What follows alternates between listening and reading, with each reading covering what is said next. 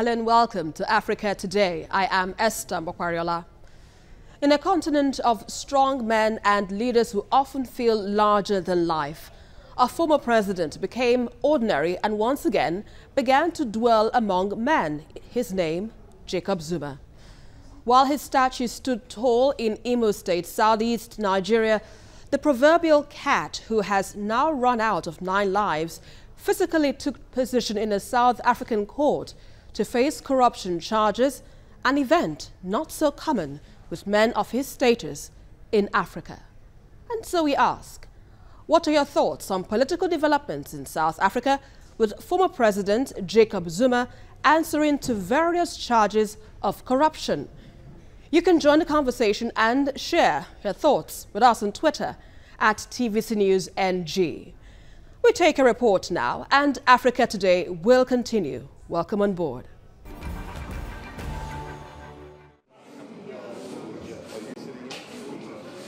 Former South African President Jacob Zuma appeared in court on Friday to face corruption charges relating to a 1990s homes deal.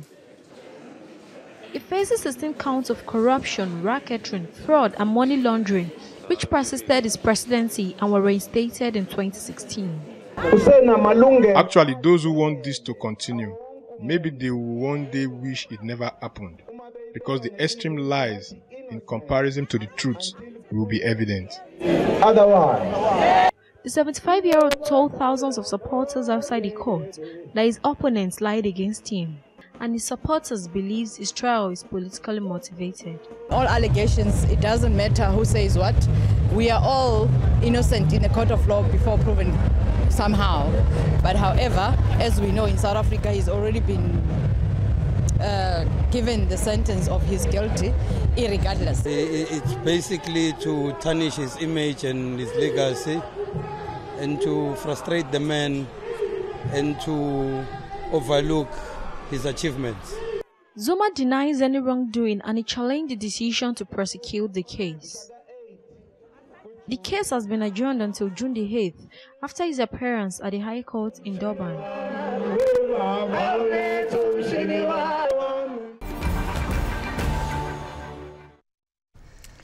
After the National Prosecuting Authority reinstated the corruption charges last month, Jacob Zuma claimed he is innocent. The case against him will resume on June the 8th. Well, Zuma is facing 16 charges bordering on bordering on fraud, racketeering, corruption and money laundering linked to a multi-billion-dollar arms deal in 1999. Joining me in the studio on Africa Today, I have Oluwaseyi Adeyemo, publisher, Inside Watch Africa magazine. On Skype, I have Ongama Mthinka, political analyst and lecturer at the Nelson Mandela University in Port Elizabeth. Good to have you, gentlemen, on the program. Thank you for having me. Now, let me begin with you, Oluwaseyi. Looking at this matter now, some would say, what is the big deal here in terms of this trial for the South African president, especially for the democracy in South Africa? What is the significance of this? I think it's something that we all have to be very, very careful about, because in my opinion, South Africa's democracy is probably the most important democracy for us in Africa right now. And so whatever happens there would affect us either positively or negatively. And I would very well clear that. What I mean by that is, because of the Arab Spring, the development that we have right now and that we can be proud of is the one we have in South Africa and that area in general. And so whatever happens there is something that we need to be very, very careful about. So yes, it's a big deal. How this case turns out, how it is monitored and justice is gotten is very, very critical for the development of Africa at large. Quite a point, some points raised there. Now, but Mthinka, if you look at it from your own perspective, do you think that this would perhaps shape the way African leaders perceive themselves while in power, that definitely, the law can catch up with them? Thank you, Esther, and I agree with your guest that it is important it underscores the importance of constitutionalism in African democracies. The idea that no one is above the law and that ultimate justice plays its hand, and when it does, it serves to strengthen a democracy. And I think it's important for the continent in the sense that you do find that majoritarian principles, where people think that the majority decisions can be taken in a way that disregards legality, willy-nilly. But in South Africa, what we have now is that regardless of how powerful an individual may be, ultimately justice does get served, and politicians should be more scrupulous in terms of how they use their power. And talking about the man in question, I think I'm still directing this question to you.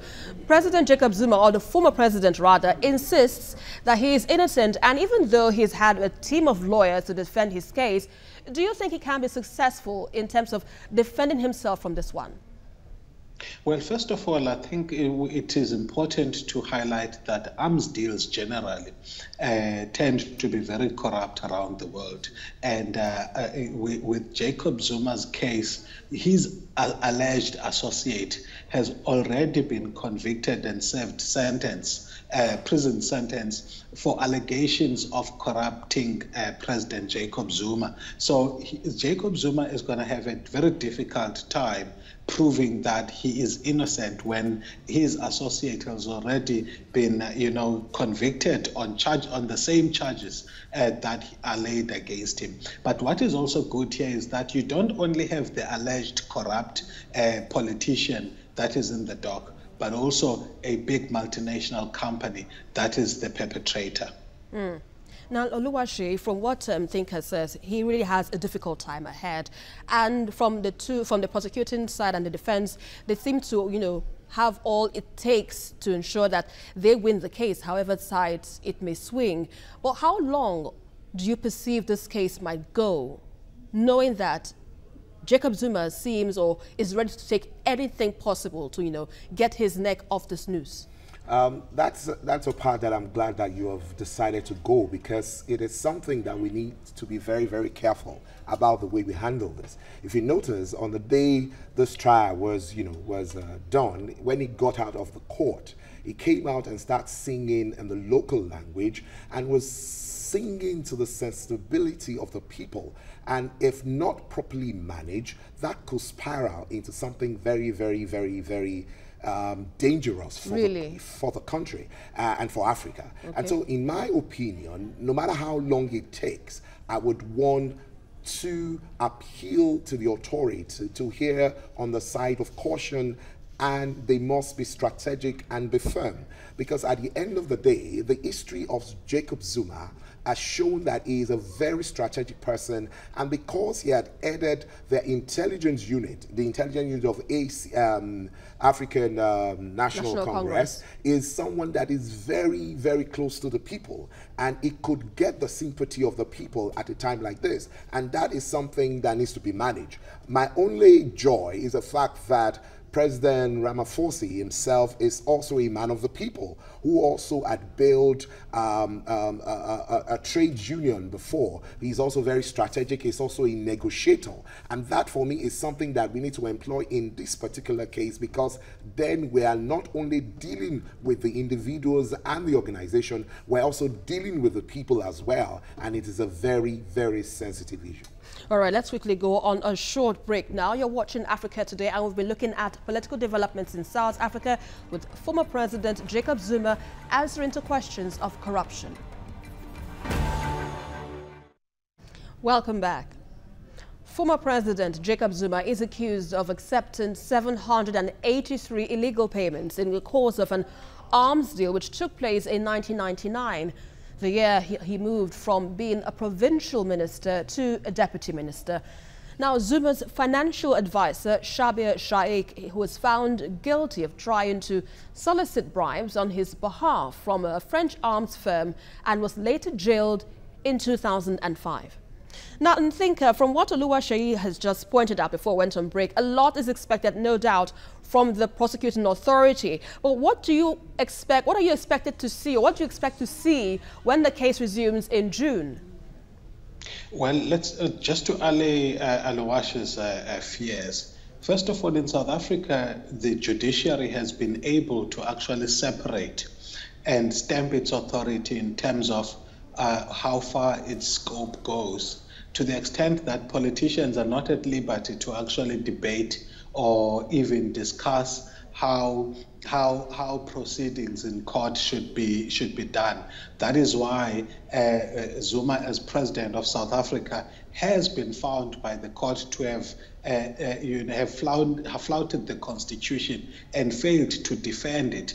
And also he was instructed by the court to return monies from which he unduly benefited in the construction of his private residence. So we already have momentum in terms of which courts have found the president guilty and have instructed him to actually take some remedial action, and he has complied with those. But indeed, he's right in being concerned about the support base that President Zuma, former President Zuma, seems to have, because throughout history, he does play to the gallery, he does play to public sympathy, and where the risks may be for the current president is only as far as mobilization within the African National Congress is concerned.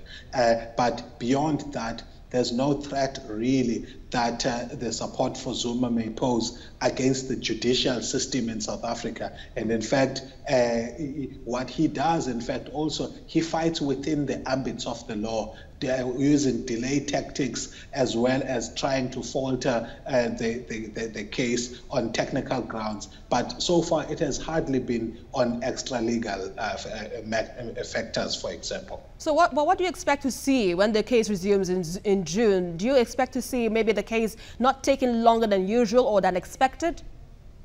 Well, the state has said that it is ready. It has got over 200 witnesses. But vintage Zuma strategy is delay tactics and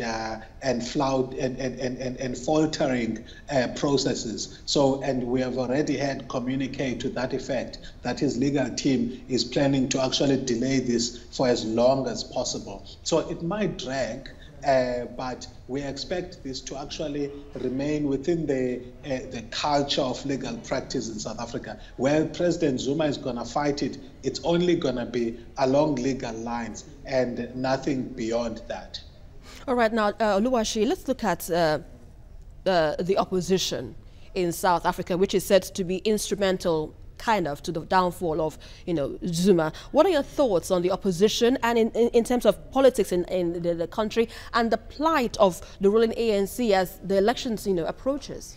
That's why I am very, very particular about the way this is handled at the end of the day, because then it is not right for us to look away from the fact that there's a situation on ground and that must be managed in a way that would not spiral into something that will become a civil problem. I'd like to explain that very, very quickly. Okay. Because then, if you remember, this case started during the time of Mbeki. And it's still surprising that at the end of the day, Zuma was able to win the presidency of ANC at the time. Now, it's something that we need to take special note of, because if there's a particular way that he could have wriggled out and ended up as president, not minding the fact that Mbeki had told him to leave office as deputy president because of this allegation that we are revisiting. So in other words, there is a need to be careful at the way this, cuts across to the rest of the people, because then one of the things we need to be careful of when we talk about politics, yes, law is important. That's why I said it's important. Whatever happens here, we set a tone for what happens in the rest of Africa. It's very critical, and I'm trusting that the law in South Africa and the structure of law in South Africa will play out here, and such that justice will be served. But it is also important that we also look at the strategy of Zuma and be careful. And like I said earlier, I am trusting that because President Ramaphosa is such a person that is also a player, he's also on ground, it would help to sort of start to because he just mentioned that one of the things that he will want to play on is the influence in ANC, and that's also critical because election comes next year, and that is very, very critical. And talking about the elections proper, do you think the ANC, even though it has distanced himself from, what is going on right now regarding Zuma, do you think the party has the chance, to, dissuade the minds of the people that have perceived them as corrupt?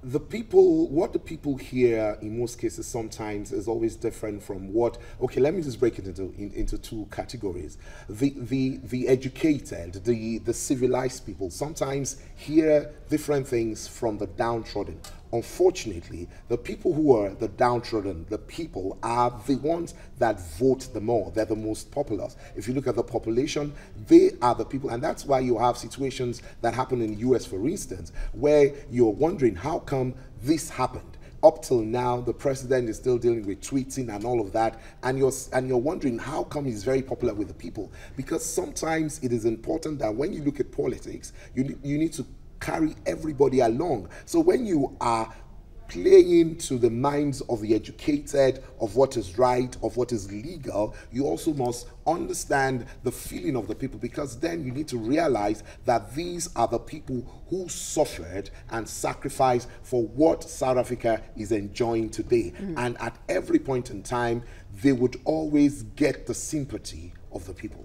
All right, Ndinka, let's look at this case now, which signifies, an end to fighting corruption, with impunity in Africa particularly. Do you think now, if this case goes in favor of the people in terms of, fighting against corruption in their country, do you think it would, in a way, end the style of corrupt practices in Africa, which we've seen in recent times? It will be important, but unfortunately, I don't think so.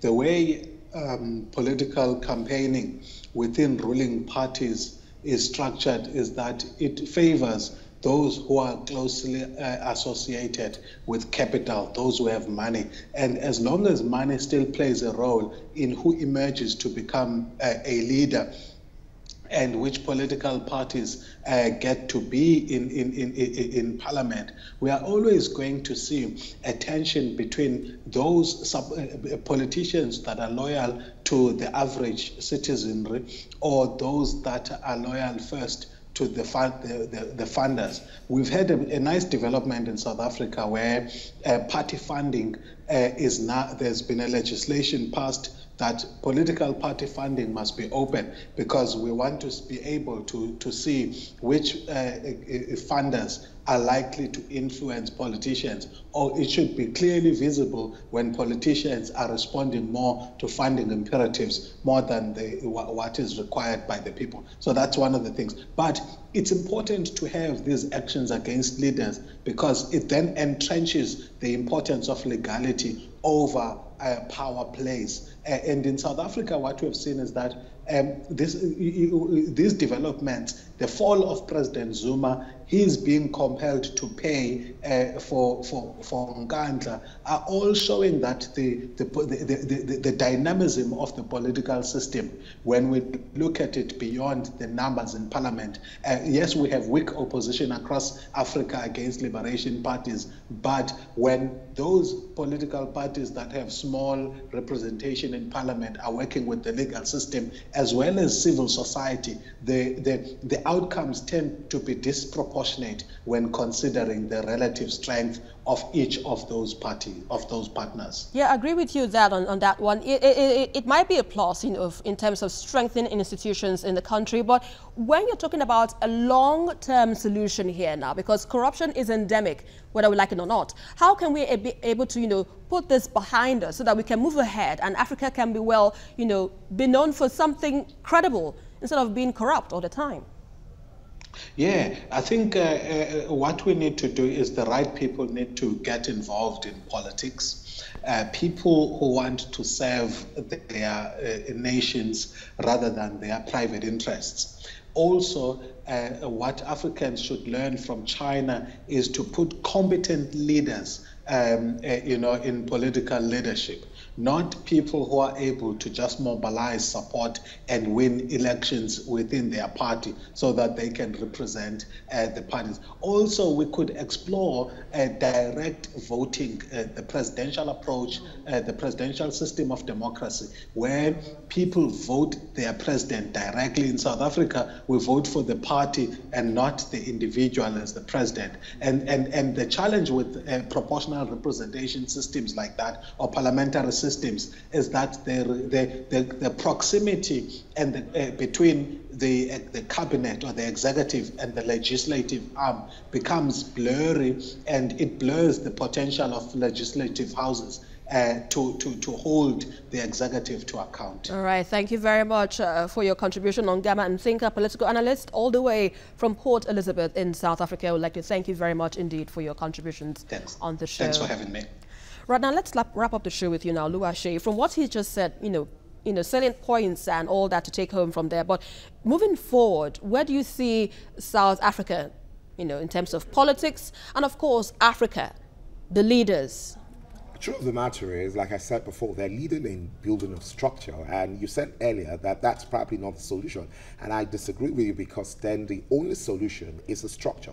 Because it is through the political parties that you can get into power. Okay. So the idea is, how do we run our political system in Africa? That is where we need to work on. Then when you know that certain things are impossible, you would then err on the side of caution. But if you know that certain things are possible, because look, every human being, and I say this all over the world, the most advanced countries, if you see an opportunity like the Electoral College, you will explore it. And so you need, or Africans need to start to block those loopholes, as it were, so that we can have a proper political structure in Africa that can work for us. And so where do we see ourselves from this time, if we're to look at what's going on in South Africa in terms of political leadership, in terms of arrangement? What lessons can we learn from this? This is good lesson. The fact that Zuma is in the dock is very good, and the fact that it's going to go through this is very, very good for Africa, and I'm sure it's going to set very right signal to the rest of them who are leaders of different countries in Africa. So it's a good one. But what I'm saying is, we need to continue to do this the more, because he's going to explore some loopholes in their law now. Those are the places we need to tighten up and ensure that those loopholes are blocked over time. All right, thank you very much, Oluwaseyi Adeyemo, for your points and thoughts on this matter. Thank you for your insights as well. Thank you for having me. All right, and that's about it. In the last few decades now, corruption has grown into an institution, ensuring that millions remain deprived, displaced and disadvantaged at the expense of a selfish few. While Jacob Zuma remains innocent until proven guilty, unfolding events in the Rainbow Nation should send a clear message to the rest of Africa that leadership and governance will not always be business as usual. Well, that is our package for today, but don't forget to join the conversation as usual on Twitter at TVC News NG, and follow me for updates around Africa at Esther TVC News. Until the next one, I am Esther Amokwariola, and always remember, Africa can only get better.